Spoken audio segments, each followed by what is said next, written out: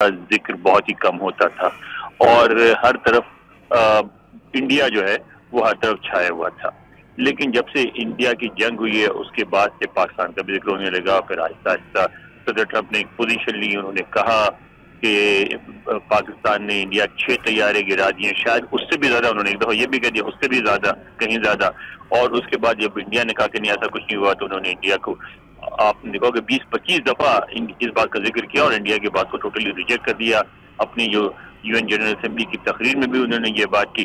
تو اس وقت میں یہ سمجھتا ہوں کہ ونڈو کھلا ہے, اپرچونٹی کا کھڑکی کھلی ہے جس سے ہم فائدہ اٹھا سکتے ہیں.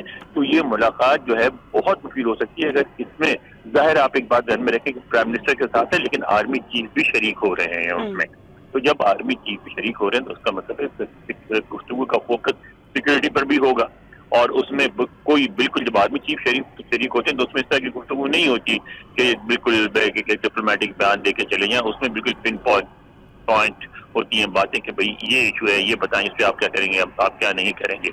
تو اگر اس طرح کی ایک ریلیشن شپ ہمارے ساتھ بننے جا رہی ہے جس میں دوبارہ پاکستان کی اہمیت کو خطے میں اور خطے سے باہر, کی بے دفعہ آپ دیکھیں ہمیں وہ مڈل ایسٹ میں بھی شامل کر رہے ہیں, ٹھیک ہے.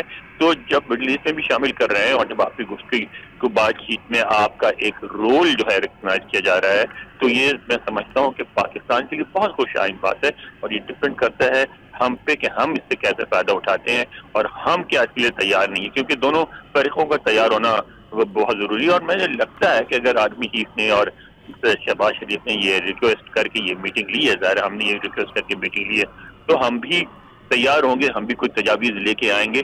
تو یہ بالکل ممکن ہے کہ یہ جو ملاقات ہے اس سے کوئی بہت ہی نتیجہ خیز, معنی خیز نتائج برآمد ہو. اچھا انور اقبال صاحب, جو ہم نے دیکھا کہ امریکی صدر ڈونلڈ ٹرمپ نے اسلامی مملکت کے سربراہان سے ملاقات کی تھی تو انہوں نے کہا کہ اسرائیل کے علاوہ تمام بڑے پلیئر سے ان کی یہ ملاقات بہت کامیاب رہی. ایک طرف پاکستان کے بہت چرچے ہو رہے ہیں کہ وہ ڈائریکٹ ہو رہے ہیں امریکہ کے ساتھ, اور دوسری طرف بھارت خود کو یہ سمجھ رہا ہے کہ وہ آئسولیٹ ہو رہے ہیں, آئسولیشن کا شکار ہو رہے ہیں. تو کیا واقعی ہم بھارت کو آئسولیٹ کرنے میں کامیاب رہے ہیں, خصوصی طور پر پاک بھارت جنگ کے بعد؟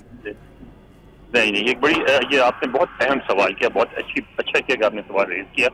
ایک بات ذہن میں رکھیں, بین الاقوامی تعلقات زیرو سم گیم نہیں ہوتا کہ ایک 100 نمبر ہو دوسرا 0 ہو جائے, ٹھیک ہے نا.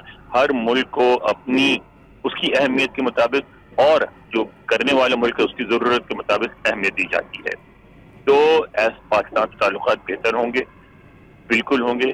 پاکستان میں امریکہ لگتا ہے کہ منرلز میں, پیٹرولیم وغیرہ میں انویسٹ بھی کرے گا, لیکن یہ نہیں ہوگا کہ اگر ہم سے تعلقات بہتر کرنے ہیں تو وہ اب انڈیا سے تعلقات توڑ لے گا, جیسے ہم سعودی عرب کے بارے میں کر رہے ہیں کہ اب فیکٹ ہو گیا سعودی عرب پہ ڈفرنٹ فیکٹ تو انڈینس کو نکال لے.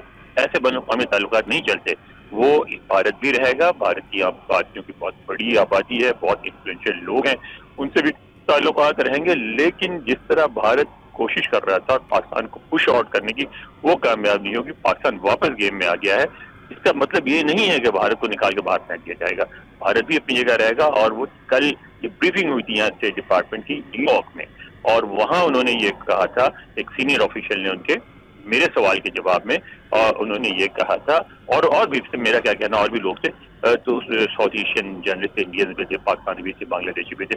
اس میں انہوں نے یہ بات کی تھی کہ دیکھیں پاکستان جو ہے ہمارے لیے بہت اہم ہے, دہشت گردی کے خلاف جنگ میں ان کا تعاون ہمیں حاصل ہے. انہوں نے ایک بہت بڑے ٹیررسٹ کو پکڑنے میں مدد کی.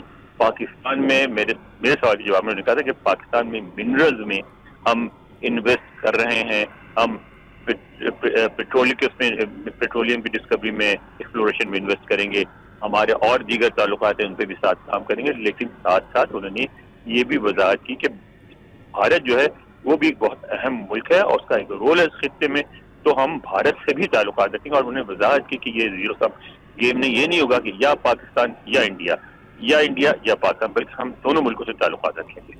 ٹھیک. اچھا انور اقبال صاحب, وزیر اعظم شہباز شریف نے اس سے قبل یہ کہا تھا کہ غزہ میں جنگ بندی سے متعلق صدر ڈونلڈ ٹرمپ سے مسلمان رہنماؤں کی ملاقات بہت مفید رہی.